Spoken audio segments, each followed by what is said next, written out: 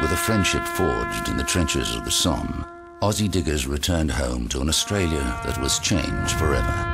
Quiet men, they stuck close together, never speaking of the things they'd seen on the poppy fields of France. 10 years later, having faced down the fury of the enemy, they saw the ravages of the Great Depression exact a more telling toll on the people and the land they loved.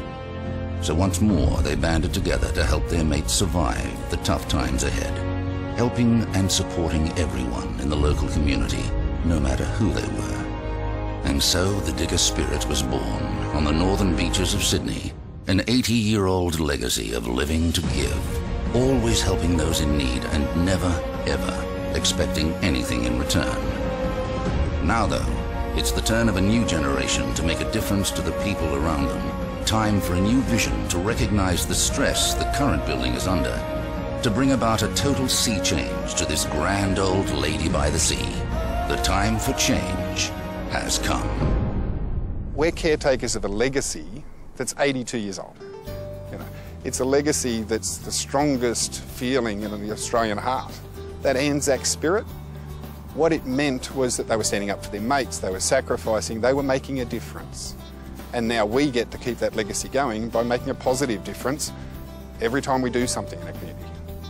The Diggers have been supporting us for over 40 years now. In more recent years, they've assisted with the funding of IRBs, and we always refer to the Diggers as our friends on the hill. If the Diggers didn't exist, the Manly Marlins wouldn't exist, and what would happen as a consequence of that is 107 years of rich history would be lost, and I think that would be a tragedy for the Manly sporting community. As far as the community goes, the Diggers provides a lot for parents and children and gives parents better access to quality education. So we haven't put our fees up now for 5 or 6 years. As a charity, it's support that we can rely on, where other support will come and go, whereas Harbour Diggers will provide continued support each year. I have been coming to the Diggers for well and truly over 30-odd years. I live here. I'm always here. Especially as you're getting older, you like to know that you are safe, and that's the feeling you get from the Harbour Diggers. We have 150 staff at the moment, and I'd say 147 of those live on the peninsula, and with having 27,000 people as members, it shows how important the Diggers is to the community. The Harbour Diggers supports us through paying the teachers' wages, the upkeep of the building. They also cover all our insurances. They are a very big part of the youth club down here. I really am proud to be a member of the Diggers.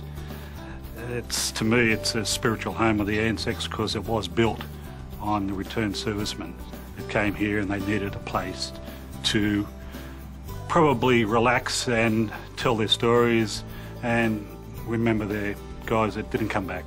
So it holds a lot to me.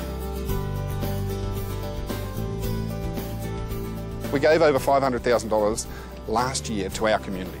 We make a positive difference the way we do business, but we could be making a bigger difference if we didn't have to waste money because of the location. It costs us millions to keep this club going.